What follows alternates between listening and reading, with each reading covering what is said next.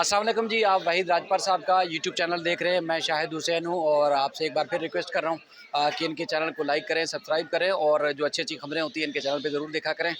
देखें, आज ख़ास तौर पर एमएलओ से मुताल्लिक जो ऑर्डर है वो होना है। तकरीबन बताया गया कि 12 बजे के बाद एमएलओ होना है या नहीं होना, उससे मुताल्लिक जो रिवीजन फाइल की गई थी मुद्दई की तरफ से, उस पे जो है वो फ़ैसला सुनाया जाएगा। लेकिन आज हैरानकुन तौर पर जो मुलज़िम है, मुलज़िम ज़हीर के वकील की तरफ से दरख्वास्त दी गई है कि उनके दलाइल सुने जाएँ और दलाइल सुनने के बाद ही फ़ैसला किया जाए। हालाँकि गुज़श्ता रोज़ भी उनके वकील की तरफ से जीएम फ़ारूकी साहब जो पेश हुए थे, उन्होंने दरख्वास्त काबिल समाअत होने से मुताल्लिक दलाइल दिए थे। अदालत ने बार-बार सवालात किए थे कि क्या ये अदालत मजिस्ट्रेट के जो खिलाफ़ या मजिस्ट्रेट के हुक्मनामे के खिलाफ़ जो रिवीजन फ़ाइल की गई है, क्या उस दरख्वास्त की समाअत करने की मजाज़ है या नहीं है?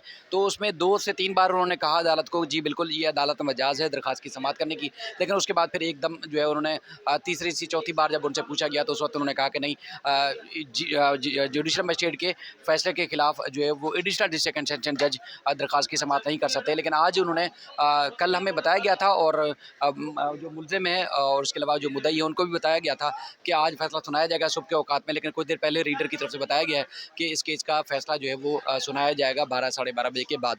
दूसरा जो अहम चीज़ थी, आज पेश होना था चालान और तफ्तीशी अफ़सर की तरफ से।